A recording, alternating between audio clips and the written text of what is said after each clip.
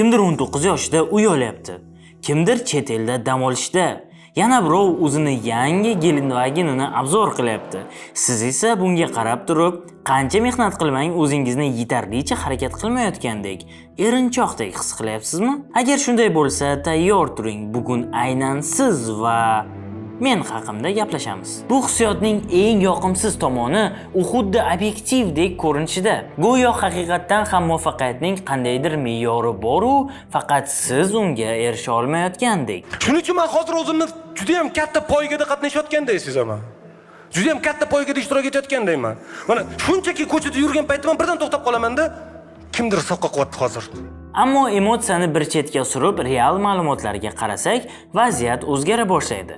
Aslida, ko'pchilik 24 yoshida uy sotib olmaydi, 25 yoshga to'lib doimiy yuqori daromadga chiqmaydi va 1-2 yilda katta pul to'plamaydi. Bu jarayonlar 10-20 yilni talab qiladi.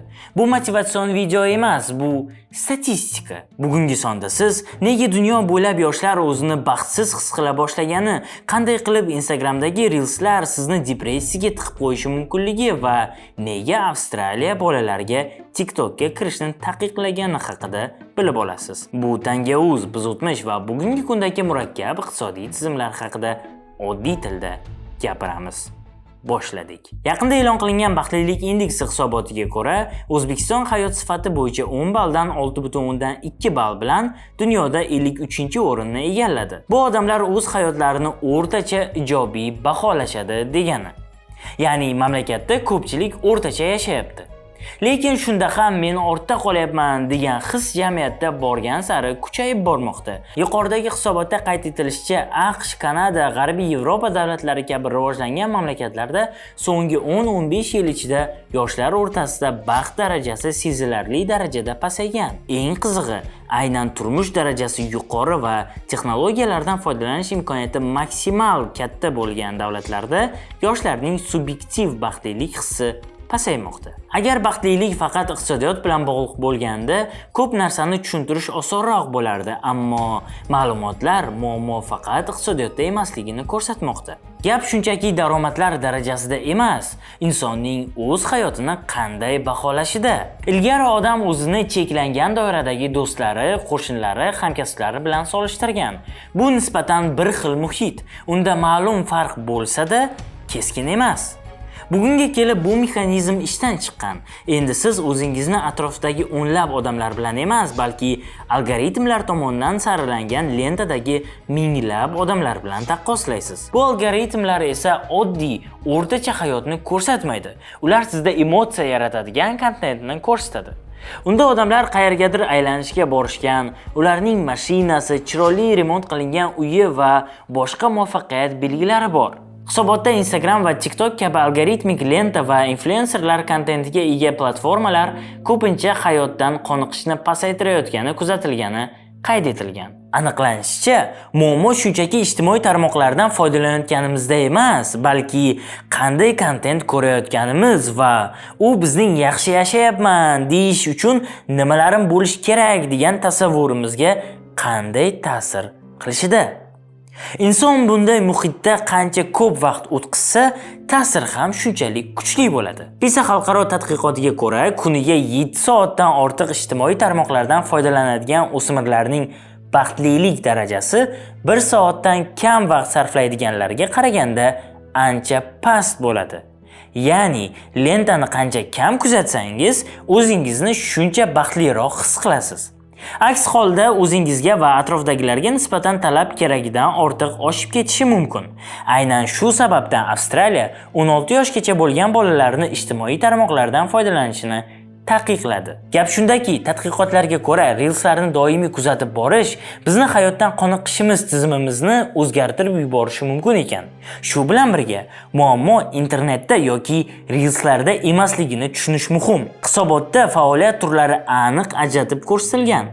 Internetdan muloqot, ta'lim yoki qiziqarli kontent yaratish uchun foydalanish odamga aksincha foyda berishi kuzatilgan. Ammo passiv iste'mol, ya'ni reelslarni bir necha soat davomida doimiy o'tkazib ko'rib borish, turli shaxslarning hayotini kuzatish va ular bilan o'zini solishtirish borgan sari odamni o'ziga nisbatan ishonchini tushirib boradi. Muammo texnologiyaning o'zida emas, balki inson undan qanday foydalanayotgani va u qanday mexanizmlarni ishga tushirishida.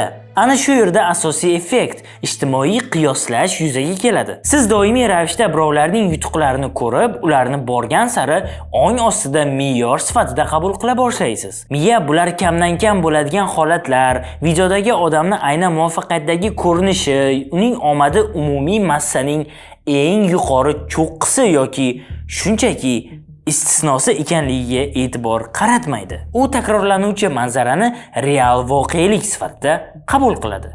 Agar sizga 10-20 marta ketma-ket 23 yoshida zo'r mashinasi, uyi va biznesi bor yigitni ko'rsatishsa, miyangiz buni norma sifatida qabul qiladi va siz depressiya yoqasida qolasiz. Aslida hammasi unchalik ham yomon bo'lmasa-da. Natijada oddiy bosqichma-bosqich kechayotgan hayotda ham o'zingizni ortda qolayotgandek his qilasiz. Vaholanki obyektiv jihatdan hech narsa o'zgarmagan. Siz kamroq pul topishni boshlaganingiz yo'q, sekinroq harakat qilayotganingiz ham yo'q. Qo'lingizdan kelganini qilyapsiz, yashayapsiz. Ammo o'zingizga beradigan baho, solishtirish konteksti o'zgardi xolos. Bu effekt jarayonni emas, natijani ko'rishimiz tufayli yanada kuchayadi. Yillab qilingan mehnatni emas, uning samarasini, xatolarni emas, yakuniy manzarani ko'ramiz. Hisobotda ta'kidlanishicha, vizual kontent va influenserlar solishtirish effektini kuchaytirib, stress va depressiya riskini oshiradi. Chunki ularning hayoti millionlar xayolida standartga aylanadi. Muayyan bir nuqtada bu nafaqat kayfiyatni, balki hayot haqidagi asosiy tasavvurlarni ham o'zgartira boshlaydi. Tadqiqotga ko'ra, ijtimoiy tarmoqlarning faol foydalanuvchilari orasida o'zlarini ota-onasidan yomonroq yashayotganlik hissi ko'proq uchraydi. Ammo obyektiv jihatdan ko'plab mamlakatlarda turmush darajasi o'sgan. Ya'ni, muammo yashashning yomonlashuvi tufayli emas, balki kutilmalarning o'zgarishi sababli yuzaga keladi. Shu bilan birga tadqiqotda avvallari stabillik manbasi bo'lgan omillar ham pasayib borayotgani qayd etilgan. Odamlarda ishonch, jonli muloqot va jamiyatga daxldorlik hissi kamayib bormoqda. Bu ko'rsatkichlar ayniqsa yosh avlod orasida keskin yomonlashmoqda. Bu mantiqan to'g'ri. O'zaro munosabatlarning asosiy qismi deylik Instagramga ko'chsa, real hayotdagi aloqalar zaiflashadi. Vaholanki aynan shu aloqalar insonda hammasi joyida degan tuyg'uni shakllantiradi. G'alati bir vaziyat yuzaga keladi. Seni o'zingdan oldingi avlodlarning hech birida bo'lmagan darajada ko'p imkoniyatlaring, biliming va tajribang bor. Lekin ayni paytda o'z hayotingni xolis baholay olmaysan va o'zingni hammadan omadsizroq his qilasan. Eng katta paradoks shundaki, odamlarning o'zlari buni tushunib turishadi. Hisobotga kiritilgan tadqiqotlardan birida aksariyat talabalar ijtimoiy tarmoqlar umuman bo'lmaganida yaxshi bo'lardi deb aytishgan. Shunga qaramay, ulardan foydalanishda davom etishadi. Bu ularga yoqqani uchun emas, balki butun ijtimoiy muhit allaqachon raqamlashib ketgani uchun. Aynan shuning uchun ham muammo tizimlashib bormoqda. Odamlar borgan sari qanchalik mehnat qilmasin, o'zini dangasadek his qilishni boshlayapti. Bu muhitda inson doimiy ravishda buzib ko'rsatilgan voqelikka duch keladi. Algoritmlar me'yorni bilmaydi. Ular doimiy ravishda sizni reaksiyangizga moslashib, hissiyot uyg'otadigan signallarni kuchaytirib boraveradi. Ko'pincha esa bu aynan sizning biror narsaga erisha olmayotganingiz haqidagi hissiyotni kuchaytiradigan signallar bo'ladi. Bunday vaziyatda hatto normal ko'rsatkichlar ham yetarli emasdek tuyula boshlaydi. O'zbekiston baxtiyorlik indeksi reytingning o'rtasida joylashgan.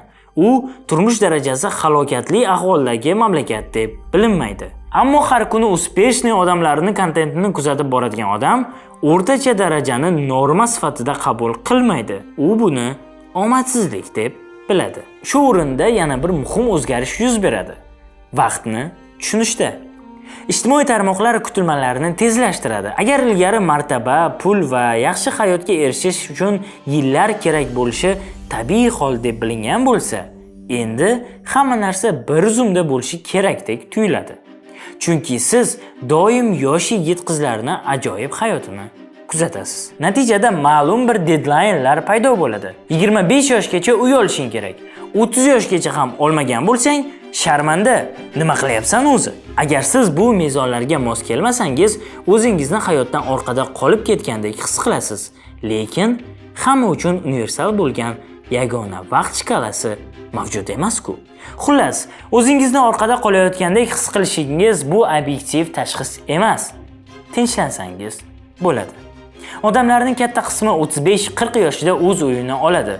O'zining muvaffaqiyatli biznesini 40 yoshdan keyin quradi. 50-60 yoshda millionerga aylanadi.